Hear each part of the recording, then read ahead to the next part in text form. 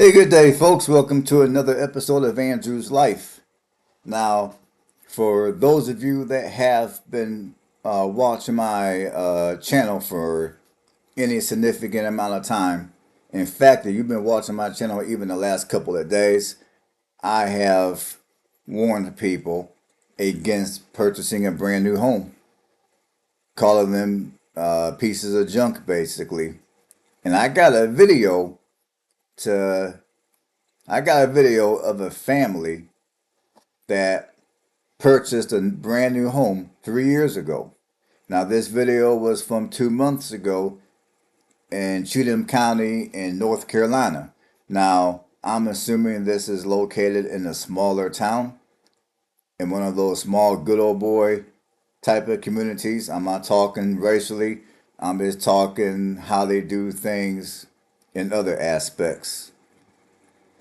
And then after this video, I got some data that I would like to share that I'm gonna read and you guys can read. It's gonna be on this video. So let's get going. A Chatham County family says their dream home was so poorly built, they've been told it would be better to tear it down and rebuild it than to try and repair it. County inspectors missed several errors by the builder. 500 Side's Keely Arthur joins us now. And Keely, the builder and county officials taking no responsibility for this. No, this is a homeowner's nightmare, Gerald. The Malbec family has been told by engineers their home is so structurally compromised it could collapse. But today they're still living there because they have no place else to go.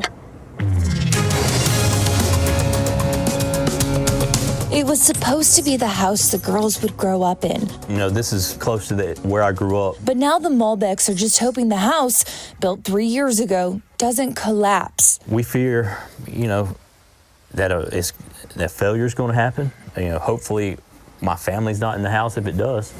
Floors are bowed, sheetrock is cracked, cabinets are pulling away from the ceiling, and doors don't latch. The latch doesn't meet the strike plate anymore.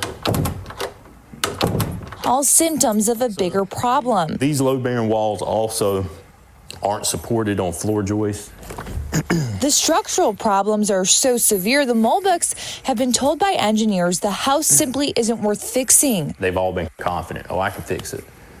And by the time I get about halfway through this tour, they're like, yeah, you're probably going to be better off tearing this down and starting over. Approximately 30 code violations were all missed by Chatham County Building Inspector Daniel Gunter. He later lost his certifications and is no longer with the county. We paid them for these inspections, but what did we receive for our money?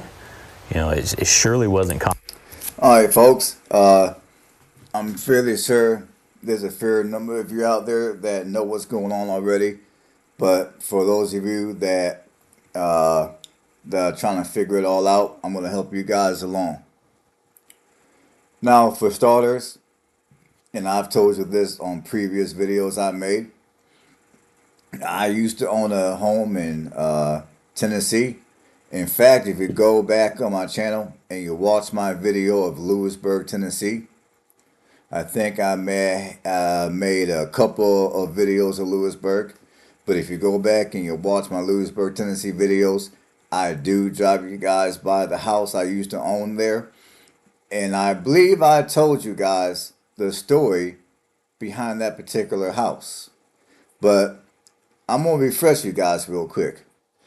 Now, granted, the situation I dealt with my brand new build in Lewisburg, in Lewisburg, wasn't near as bad as what this family is currently going through. Like for me, when I bought my house, for starters, shingles started falling off the roof within only months after I closed. And on top of that, my foundation had cracks the size, the cracks on my foundation were about as wide as a nickel. And this was all going on within the first year that I've owned this house. And I purchased this house brand new. Brand new meaning I was the very first person to live in this house.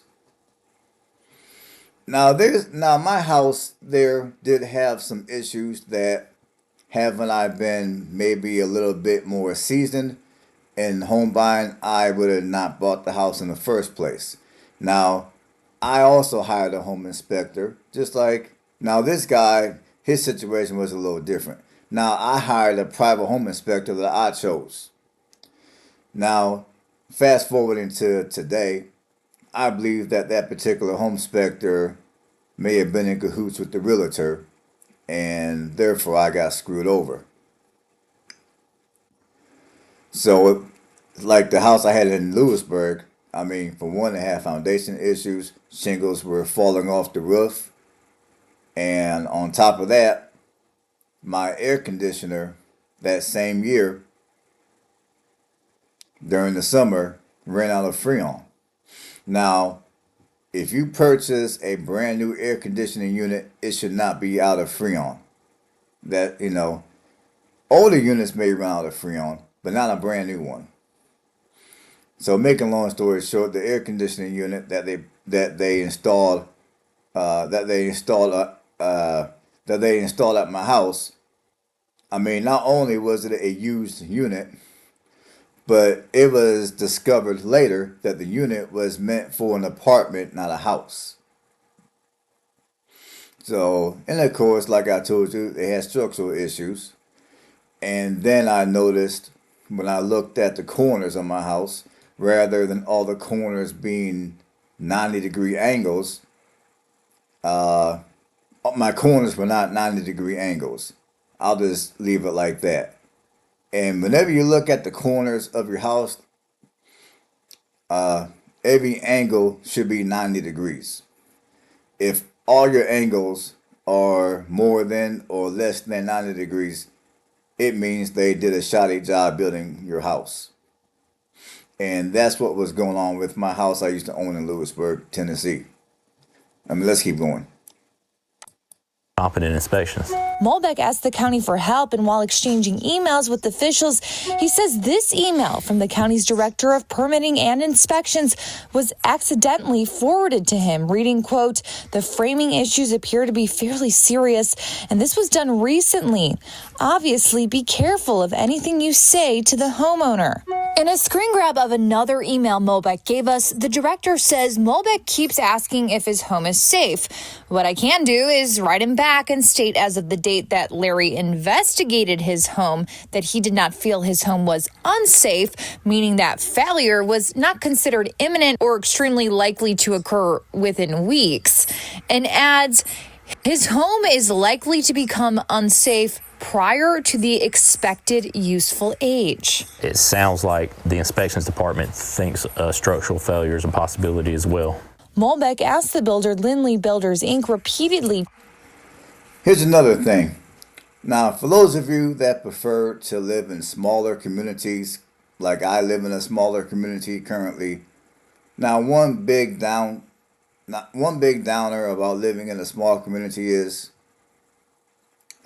sometimes, and more times than what I would like to admit, but sometimes whenever you're purchasing a new build and you go to get it properly inspected, I mean, sometimes the city inspector may be in cahoots with the builder, and therefore critical aspects of the home that should have been inspected, either A, they're not going to inspect it, or B, they're going to inspect it and then they're going to lie on the documents. And it's kind of like what this man is going through. I mean, I believe that the city inspector in this particular situation knew what was going on. He knew the house is garbage, but he went on ahead and passed it anyways, because most likely either A, he was in cahoots with the builder, or B, the builder paid him a nice little kickback for him to shut the hell up and not say anything. That's what I believe personally what went on in this situation. To make repairs, but after months of not getting anywhere, he sued the builder and the county. A judge ruled that Lindley breached the contract and warranty and awarded the Molbecks $225,000. They haven't gotten any of that money. And as for the county, the judge granted them governmental immunity. Nobody has taken responsibility. 5 on Your Side called and emailed multiple county officials involved in this, as well as all county commissioners. All we got back was this statement saying the county greatly empathizes with the family, but they're not legally responsible. Why are we the only? All right, folks, I'm going to stop it right there. I mean, if you want to listen to the story, I mean, I pretty much played all the important aspects of the story. If you want to listen to the story in its entirety, you can go to WRAL. But anyways, I mean, basically, what's going on is this family got screwed royally. And although he won his lawsuit, but to be quite frank, I don't think he's going to see a dime of that money. I really don't. I mean, most likely, whoever built his house, they probably at this point skipped out of town. For all anyone knows, they may have skipped out the country. Now, obviously, I mean, I'm going to say that the man probably is not going to see his money. That's what I'm going to say.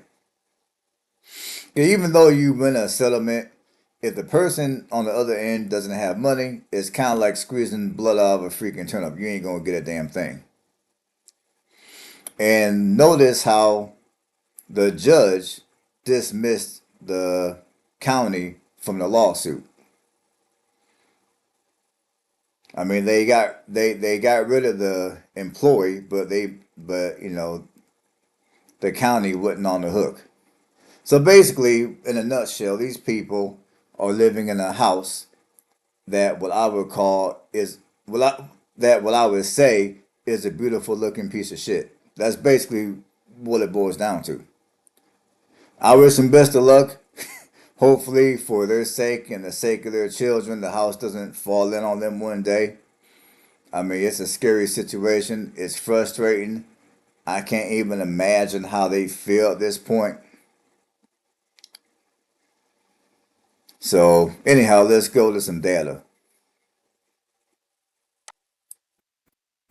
All right.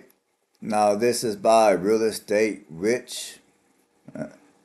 Most Americans have regrets about buying a new construction home. This is from 2022, this piece of data. Now, I'm probably not going to read it for verbatim. If you want to read everything for verbatim, you can just go to Real Estate Rich and you can Google this article. But I'm just going to just kind of skim read it for you folks, just so you guys get an idea of what it is here. Now, 66% of buyers feel some form of regret about the home building process, including 26% who wish they had purchased an existing home instead. And for those of you that don't know the process of buying a new home, especially if it hasn't been built yet, it is a pain in the ass. There's a lot of uncertainties. Let's keep going. 59% of people who built a new home felt stressed, anxious, or frustrated during the construction process. Home buyers' top regret about the home building process include conflict over decision making, 36%, premature maintenance, 36%, overstretched budget, 35%. And those are, I mean, and what they mean by, truthfully, I'm not 100% sure what they mean by premature maintenance. Anyone that knows what they mean, drop a comment below. Now, as far as it goes for overstretched budget, I'm going to assume that for that, maybe they might have a budget for X amount of money for X procedure or X features in the house. And rather than X amount of money, it's going to be X amount of money plus maybe an additional 30 to 50%. Only 48% of people who bought a new construction home say doing it was actually a good investment. 48%. Think about that. Now, I'm fairly sure that many of you remember in grade school that 48% would equal an F. So think of it like that. If you were to turn in some homework or you were to take a quiz or a test and you scored a 48%, that means you failed the test. That means you failed the assignment. So 48% is not even half the people that purchase new homes that state they would do it again. Think about that. All right, despite the challenges associated with new home construction, 64% of respondents would buy a newly built home. Despite the challenges. Okay, that doesn't quite make a lot of sense to me.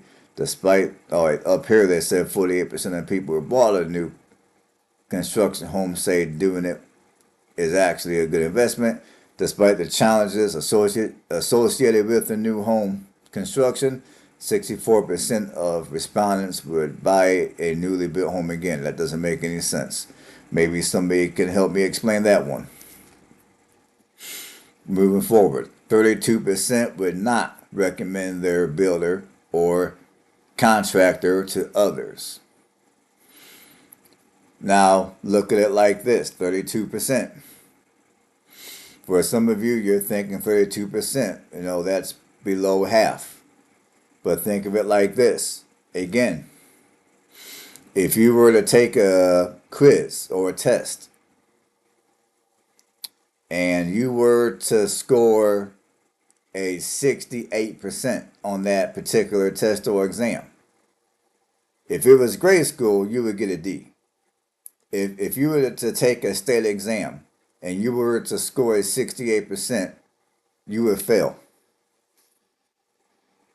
Because 68 plus 32 equals 100. So that would be including 11% who would turn down a financial incentive for referrals and 9% who wouldn't recommend their builder under any circumstances. 85% of new construction buyers experience some type of delay, with 50% waiting 3 months longer or more for their homes to be completed. More than 1/3 of buyers, 35%. 35% is actually a little more than 1/3. But anyways, experienced delays that exceeded 6 months, which unfortunately is very common when you're having a new home built. 40% of people who built a new home during the COVID era of soaring inflation report costs increasing for basic building materials. Another common thing that unfortunately happens. 88% of new home buyers wish they made different decisions during the construction process, including 39% who wish they spent more on luxury upgrades, outreighing the 30% who wish they spent less on finishes. Now, that's minor, that's no big deal, that's whatever. Buyer beware. Here's a big one. Buyer beware. Beware still applies to newly built homes. So just because you get a home that's brand new does not mean you're going to bypass having to do repairs, unfortunately. With 65% of buyers uncovering issues during their home inspection. Like I told you on my home that I used to own in Lewisburg, Tennessee. When I had my home inspected, the home inspector himself pointed out the fact that my back patio was not properly connected to my house. He also pointed out that they did that the vapor barrier was not properly done. I mean, well, my crawl space had no vapor barrier rather. Now, although those two things may not seem like the biggest deal in the world, now thinking back at that particular inspection, knowing knowing now, if I would have known then what I know now, I would have never bought the house because that right there would have been an indication that the people who built the house most likely cut corners and there's other things that they missed that they should have done. Okay, moving forward. So frustratingly, 89% of buyers deal with premature repairs or maintenance after moving into their brand new homes. Like I told you guys a second ago, on my home in Tennessee, I used to own. Shingles are falling off the roof, cracks in the foundation, the size of a nickel, and I had to I had to refill my Freon because I ran out of Freon. Okay, that includes problems with major systems such as security systems, plumbing, fortunately, and electrical systems. Oh, let's talk about something for a minute. Now in Tennessee, I had a next door neighbor who also purchased a brand new home. Like where I used to live in Lewisburg, there is my home, and then right below the hill, my neighbor's home. Now I remember one day my neighbor came out. We were talking, just having a conversation, and my neighbor then told me that one day he went in to go take a shower, and he fell right through the bathtub in one of his bathrooms. And the same person, I mean the same building company who built my home, also built his home. Let's keep going. So during the COVID era, issues with premature maintenance have increased in nearly every category, particularly electrical systems, 41%, and havoc, 38%.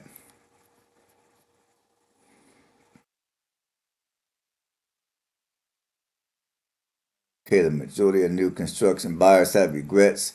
It is easy to understand why home buyers get caught up in the excitement of purchasing a brand new custom built home. Now, my house and my neighbor's house in Tennessee, either one of our houses were custom, yet two-thirds of new construction buyers, 66%, admit they have regrets about their home purchase. Where's that? All right, folks, y'all can look at that for a minute. Okay, do you regret building a home rather than purchasing an existing home? Yes, I wished I purchased an existing home, 26%. Yes, I have minor regrets, 21%. Yes, I wish I'd made different decisions while building, 19%. And you guys can go ahead and go back to this article if you wish, and you can look at all the different diagrams and different pieces of data that relate to this particular topic. I just wanted to point out all the main aspects of it. So I'm gonna end it right here. Hopefully you guys got something out of the video.